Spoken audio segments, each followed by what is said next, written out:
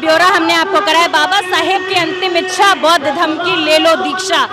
राजेंद्र पाल गौतम जी बात करते हैं कि 2025 तक वो 10 करोड़ लोगों को बौद्ध धर्म की दीक्षा दिलाएंगे। नमस्कार, मैं नलिनी और आप देख रहे हैं द जनता लाइव। इस वक्त मैं मौजूद हूँ दिल्ली के मयूर विहार फेज 3 में और हमारे साथ मौजूद हैं दिल्ली के सामाजिक कल्याण मंत्री राजेंद्र पाल गौतम जी। बता दें कि स्थापना दिवस के दिन इस बौद्ध धर्म रथ की शुरुआत की गई थी, इसको सड़क पर चलाया गया था और अब पूरे दिल्ली में इसको चलाया जा रहा है। सर, आप बौद्ध धर्म रथ चला रहे हैं, हमने देखा था कि स्थापना दिवस पे आपने इसकी शुरुआत की थी, क्यों चला रहे हैं हमारे दर्शकों को ये बताइए। इसका एक ही कारण है कि भारत के अंदर जिस तरह नफरत का वातावरण बढ़ा है, कहीं धर्म पूछ के हत्या हो रही है तो कहीं जाति पूछ के हत्या हो रही है, कहीं मूंछ रखने पर हत्या हो रही है तो कहीं घड़े छूलेने पे हत्या हो रही है, कहीं घोड़ी पे बारात निकालने पे हमला हो रहा है तो कहीं घोड़ी खरीदने पर हमला हो रहा है। तो इस तरह के वातावरण में भारत पूरी दुनिया के मुकाबले पे पीछे छूट रहा है और वो भारत जहाँ से बुद्ध का धम्म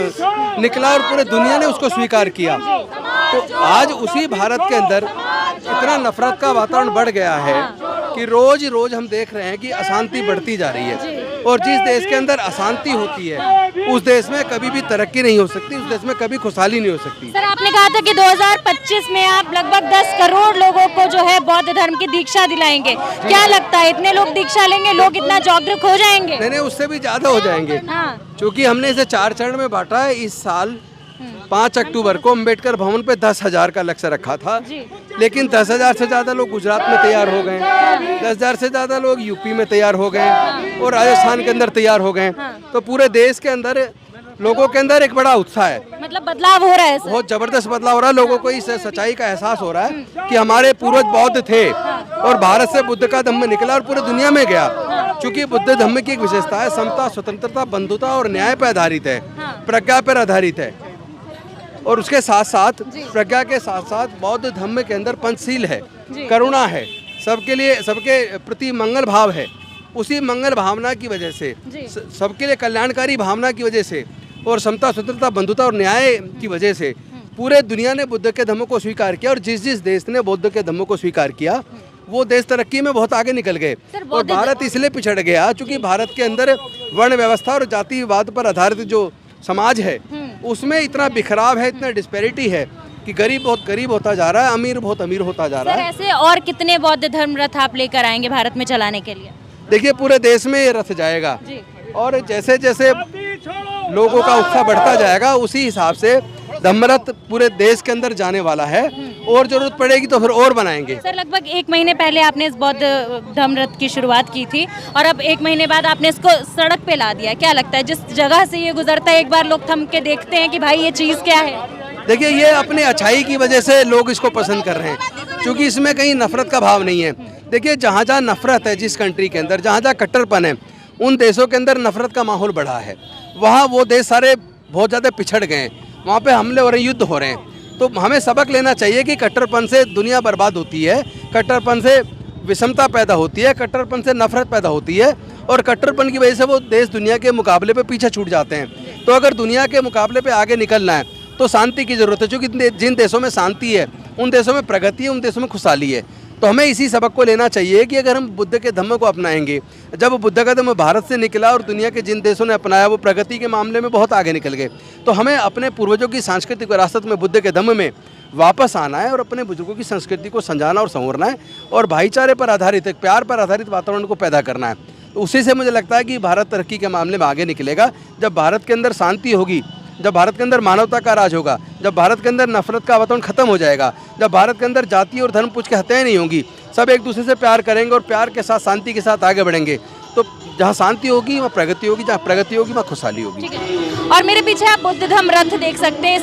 इसका जो इनॉग्रेशन था वो राजेंद्र पाल गौतम जी द्वारा किया गया था लगभग 1 महीने पहले। अब इसको सड़कों पर उतार दिया गया। कहा जा रहा है कि समता का रथ है ये, समानता की पहचान का रथ है ये, लोगों में भेदभाव करने से रोक डालेगा। ये रथ जो है जागरूकता फैलाएगा बौद्ध धर्म को लेकर कि किस तरह बौद्ध धर्म किसी भी काल्पनिक बातों पर विश्वास नहीं रखता बल्कि वैज्ञानिक बातों पर भरोसा रखता है, विज्ञान की बात करता है, समता की बात करता है और साथ ही साथ इस बौद्ध धर्म रथ की अगर बात करें तो ये एक बस की तरह बनाया गया है। इसका जो पूरा स्ट्रक्चर है बेहद खूबसूरत है। इसमें ऊपर भी लोग बैठ सकते हैं, ऊपर भी सिटिंग है, साथ ही अंदर भी सिटिंग है। और पंचशील झंडा जो है इसमें बना हुआ है, पंचशील झंडा इस पर लगा हुआ है। बौद्ध भगवान की जो है एक प्रतिमा या यूं कहें चित्रकला इस पर छपी हुई है।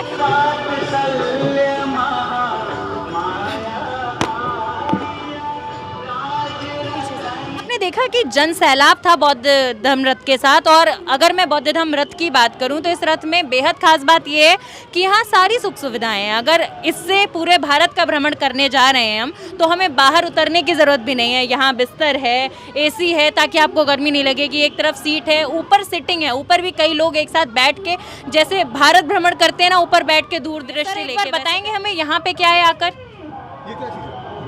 ये 4 लोगों को इसमें रहने की पूरी सुविधा है जी।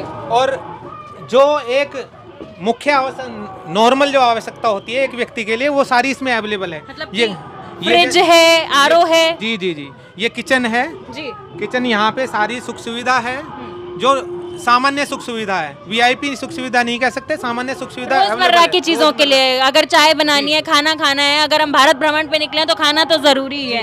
फिर हमारे ठीक यहाँ पास में है टॉयलेट है, बाथरूम ये बाथरूम है और इसमें टॉयलेट और बाथरूम कंबाइंड है।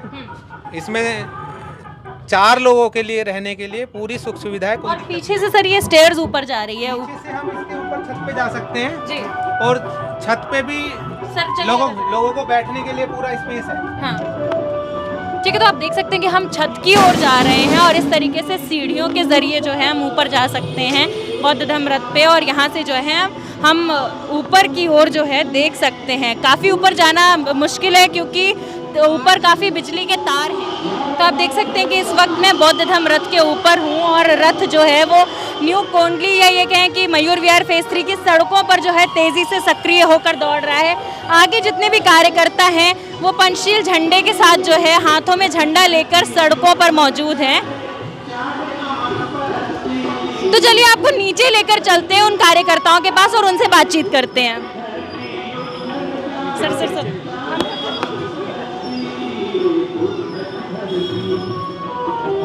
उनको बोलना पड़ेगा रोकने के लिए, वरना तो जी। भाई थोड़ा स्लो कर देना, 1 मिनट भाई, रोक देना 1 मिनट भाई, 1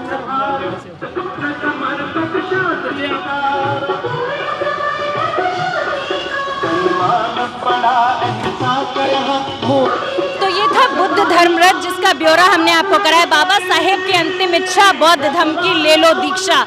राजेंद्र पाल गौतम जी बात करते हैं कि 2025 तक वो 10 करोड़ लोगों को बौद्ध धर्म की दीक्षा दिलाएंगे। और उनका कहना है कि लोग जागरूक हो रहे हैं और ये जागरूक रथ जो है लोगों को जागरूक कर रहा है। इस कदर जागरूकता फैला रहा है कि भारत में लोग सक्रिय होकर बौद्ध धर्म की दीक्षा लेने के लिए आगे बढ़ेंगे। मैम आपका नाम? मेरा नाम प्रियंका गौतम एडवोकेट। प्रियंका जी, अभी हमने बौद्ध धर्म रथ का जो है ब्यौरा किया, हमने पूरे बौद्ध धर्म रथ को देखा है, क्या कहना चाहेंगे किस तरीके से ये सक्रिय होकर पूरे भारत का भ्रमण करेगा?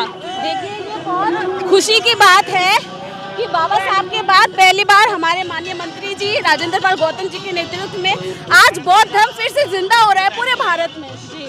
न कि सिर्फ दिल्ली में, और इसमें सिर्फ शेड्यूल कास्ट के लोग ही नहीं, SC ST OBC और अपर कास्ट में भी जो बौद्ध धर्म की नीति अपनाना चाहते हैं वो बिल्कुल अपनाना चाहते हैं। और आप देखेंगे जाति परिपक्वता नहीं रखी है, बिल्कुल नहीं, जाति का कोई बंधन ही नहीं है। ये मानवता का धर्म है, जो भी मानवतावादी लोग हैं उसका इसमें स्वागत है। और माननीय मंत्री जी के नेतृत्व में पूरे देश में ये बिगुल बज रहा है। पंचशील झंडा लेके हाथों में क्यों निकले आप लोग आज सड़कों पर? देखिए पंचशील झंडा जो हमारा है वो बौद्ध धर्म की विचार पे आधारित है। गौतम बुद्धा ने हमारा पंचशील दिया था, त्रिशील पंचशील, वो पंचशील की वजह से ये झंडा है, इसलिए हम इसको लेके चल रहे हैं। समानता संस्कृति की बात करते थे भगवान बुद्ध और आज हम देख रहे हैं कि आप लोग भी उसी की बात करने के लिए सड़कों पर उतरे। क्या लगता है लोगों को समझ में आएगी ये बात कि जातिवाद खत्म होना चाहिए? देखिए अभी भी समझ में नहीं आई तो कब आएगी? आज जाति को देख के ही समाज में उत्पीड़न हो रहा है। भारत के प्रत्येक राज्य में सिर्फ जाति की वजह से आज हत्याएं हो रही हैं, बलात्कार हो रही है, नौकरी से निकाल दिया जाता है कि इसकी जाति निम्न है। तो अगर इतने अत्याचार सहने के बाद भी समानता की विचारधारा आगे नहीं बढ़ी तो मेरे ख्याल से इन सब प्रयासों का कोई फायदा तक आप लोग 3 जगह इस बौद्ध धर्म रथ को चला चुके हैं, गोकुलपुरी चला चुके हैं और एक जगह और बताया सर ने चला चुके हैं और आज मयूर विहार आप लोग आए हैं। अब कोंडली है। कोंडली, तो अब कहाँ कहाँ चलने वाला है और कितने टाइम में जो है ये पूरा दिल्ली कवर करेगा?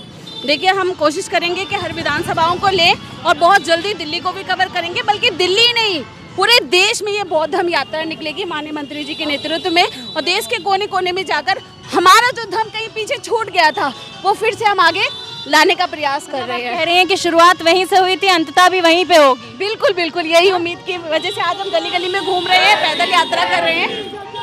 ठीक है, तो आपने देखा कि किस तरीके से लोग जो हैं वो हाथ में पंचशील के झंडे लेके सड़कों पर जो है समता की बात कर रहे हैं। समता की बात बाबा साहब ने कही थी कि देश में समानता होनी चाहिए, जातिवाद खत्म होना चाहिए, और ये लोग आज सड़कों पर जातिवाद खत्म करने के लिए उतरे हैं। इन लोगों का कहना है कि भैया इस देश में जातिवाद नहीं चलेगा, समता समानता हर वो चीज़ होगी, जातिवाद नहीं होगा। और ये जो बौद्ध धर्म की दीक्षा दिलाने की बात ये लोग कर रहे हैं, इनका साफ कहना है कि ये दीक्षा सिर्फ SC ST या फिर बहुसंख्यक समाज के लिए नहीं, बल्कि जनरल कास्ट में से भी सवर्ण जाति के लोग भी अगर दीक्षा लेना चाहते हैं तो उनका भी हम स्वागत करते हैं। फिलहाल के लिए इस रिपोर्ट में बस इतना ही। ऐसी खबरों के लिए देखते रहिए द जनता लाइव।